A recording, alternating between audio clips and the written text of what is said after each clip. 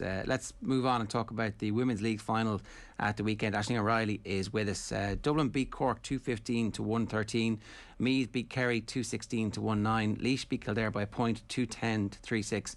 And Louth beat Leitrim in the Division 4 final. I want to start with the Dublin Cork game, Ash. This is one of those rivalries where these two teams know each other really well, and in some circles it felt like Cork were coming right back to the level where Cork were the preeminent and dominant team in women's football for decades. So we finally have a proper rivalry on our hands here. Yeah, absolutely. I thought this might have been the game that they might have got over the line. I know Owen asked a question on Friday that how important is it for Cork to finally beat the Dubs. I thought this might have been the game, but no, it was 5 points in the end. But it was Cork who started fast off the mark. You know, they missed a goal chance within the first minute from Bríd O'Sullivan, and that could have changed things altogether. But then the likes of Sinead Ahern, she just settled the Dubs in with a few frees, and it was then midfielder Jennifer Dunn for Dublin who actually she made a brilliant run through the middle, passed it off to Sinead Ahern. That was the first point from play, and that was a good 10 minutes in. So Cork were looking good though. You know, there was brilliant play from Bríd O'Sullivan again. She looked up, she found Orla Finn inside, made a smart pass to Libby Coppinger, and then they palmed it into the net. And that was Cork then on top. They were 1 point ahead at this point. And I said to myself, exactly, this is competitive. This could be the day that they do it. You know, Sive O'Leary up front for Cork, she's been brilliant. She sort of just burst onto the scene this year. She hit a brilliant point. She was out along the sideline. She actually went out to play herself. She kept the ball in with her hand. She just bounced it back in, sort of went by the Dublin defender and just took off with her pace up the wing and just put it over the bar. And that was a really big moment for Cork because I thought, okay, they're on top here. But then the likes of Niamh Heatherton, I spoke about her on Friday as well. She was banging on the door to get her place there, and she got her place starting there at the weekend. She won a long ball inside. She just turned her player, looked up for any options, said no, just one thing on her mind, and she went straight for goal. And that sort of changed the game a little bit. You know, she put it in the back of the net. Hannah Tyrrell was just running right as well, just popping over points. So half time it was 110 to 1-6. So, you know, Cork were still very much in contention. You know, I spoke about Bríd. She had a brilliant game. She really did. But then, as I spoke about last week as well, it was the bench. Just you seen Carla Rowe coming off the bench for Dublin in the second half. I know if I was on the opposition team, if you see anyone like Carla Rowe coming on, you know, you're not going to be too happy. She created a score, I think, within seconds of being on. She laid it off to Lindsay Davey. She put it over the bar. Then we see Niamh McAvoy warming up. She came on 20 minutes to go. And this is where the Dubs came into their own and they, you know, sort of started to take off. But in saying that, now we did have Emer Scally. You know, she's an experienced player for Cork. She didn't play last year, and I was looking out for the last few years, but she hadn't played. But she came on with 20 minutes to go, won a free straight away, scored a super point. She actually got a goal, but it was disallowed. It was actually a short kick out, but I don't think it was past the 20-metre line, so it didn't count. So they did have those moments to put the game away as well. You know, they had their chances, but I think in the end it was just the Cork wides that kill them. They do so well to get up the pitch. You know, they've great support play, but just can't always finish. You know, they're just not clinical enough. And yeah, in the end it was just a high ball into Niamh McAvoy. She clean caught it. It was actually brilliant. It was sort of like the AFLW skills it was put into use there. And it was Carla Rowe who came in and does what Carla does, and she put it low and hard into the bottom left-hand corner. That made it 215 to 110, and yeah, that ended the game really. That was ball game at that stage. I did feel when Dublin scored their first goal that a little bit more cynicism from Cork, like a drag down at that point when there's a player going straight through. Is that something that they're going to have to work on? Because like you're going to have to give Dublin their fill of everything you possibly can, both inside and outside the rulebook, because like this is a team that has been absolutely dominant in recent years, and you're not going to do it unless you're absolutely at the very edge of what's legal.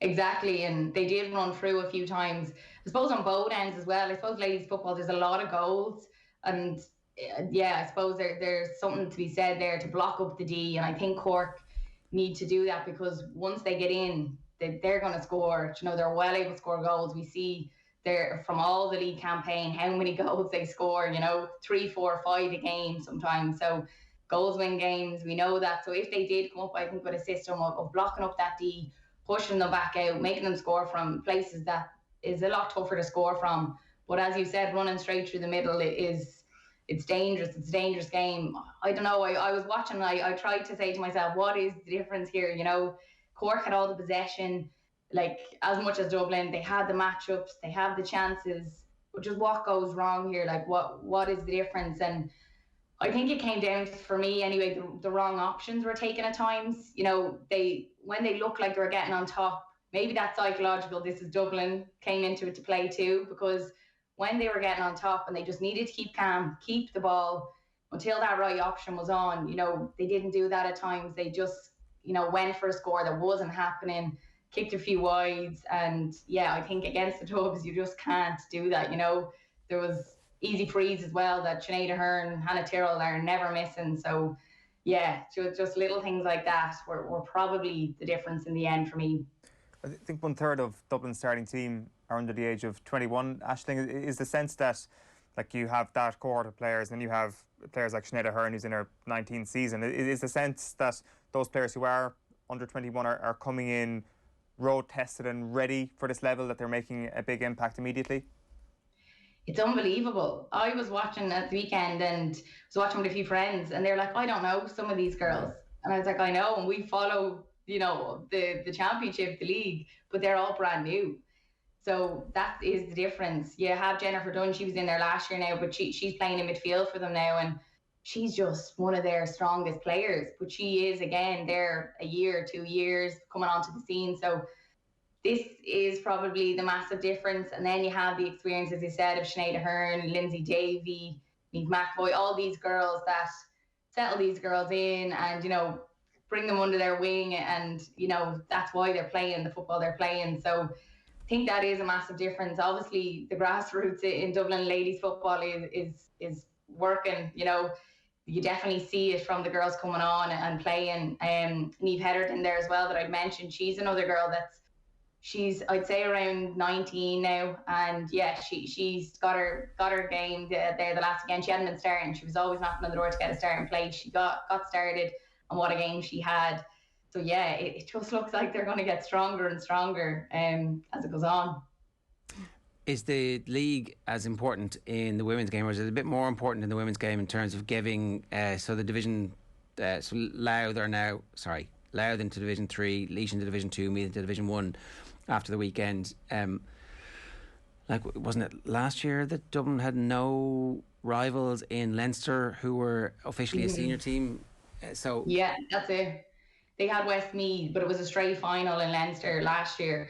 So that's the way it's been now. Meath are up, but it'll be a straight final because Meath bet Westmeath, so they're gone down. So yeah, straight final again. But I think it is a bit more important because you have the structure of the junior, intermediate, senior in the championship. Then in the league, you know, you have those chances to play maybe senior teams who have dropped a division. So, you know, it's important that way because you're playing these teams that really get you ready for championship.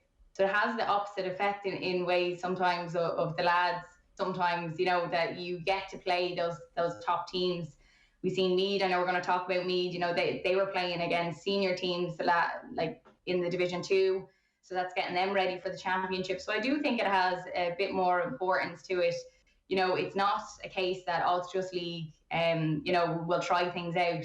It's very, very important to try and win a league. And, you know, they do put out their best teams. Yes, they do try things out, I'm sure, different systems, but very much putting their best team out to play each time. You mentioned Meath there. You tipped them on Friday. Always a confident thing to do. We've had plenty of people tipping good fortunes for Meath on this show in the past, but this actually came through. What went so right for them at the weekend, Aisling? Yes, I said it on Friday. This is the rise of Meath ladies. You know, I tipped them to win on the show, and I did say that they might win by a point or two. That it was going to be tough, but geez, I never thought they'd win by this margin. It was 216 to 19 in the end.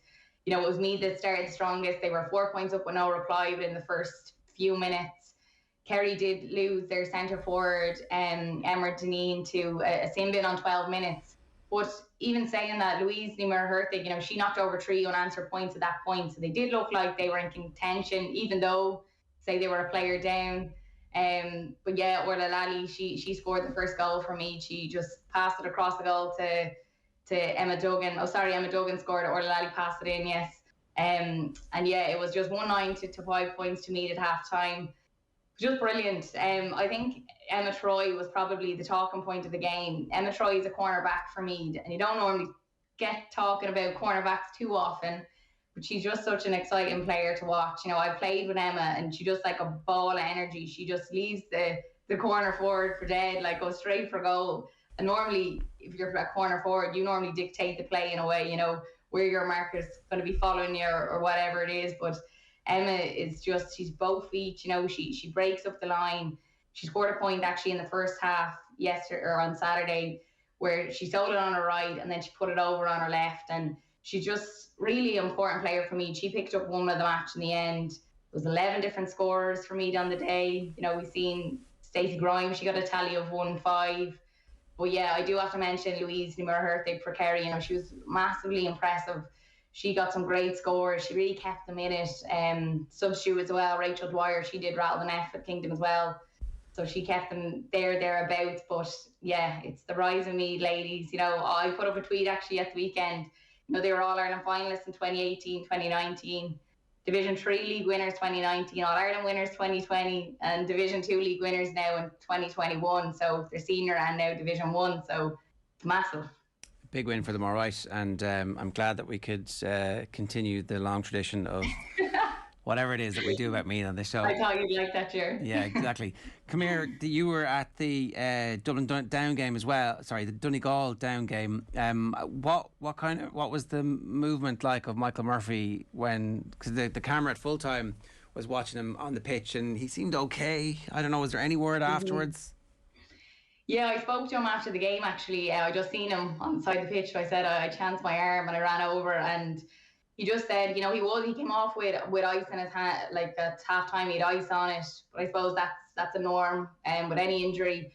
But I suppose the difference was that he you know, he just put his hand up and he walked over to the sideline and he didn't, you know, go down. They weren't ready to let on a sub at that point, so he actually had to go back into play until they were ready to do it. So that sort of said to me, okay, it's not too bad. You know, otherwise he would have said, no, I'm not running on it at all anymore. Then I spoke to him after the game and he just said, no, it's just a bit tight and I just needed to come off, just probably more precautionary than anything. So he said that he's going to be all good, hopefully, for the Derry game now in 2 weeks' time. So yeah, he's looking to that, and he was happy with the lad's performance. He thought that Down were going to put up a bit more of a fight. He did mention that. But no, overall with his injury, he's saying that it is all good. It's just a tiny bit tight and it was precautionary to come off. All right, Aisling, great stuff. Thanks a million for joining us. Cheers. Thanks, lads. Aisling O'Reilly there giving us her thoughts on the Women's League finals, and then of course from the Donegal Down game. Interesting that Michael Murphy thinks he's going to be fit and that it was largely precautionary. It's good to hear. 7 minutes past 9 this morning.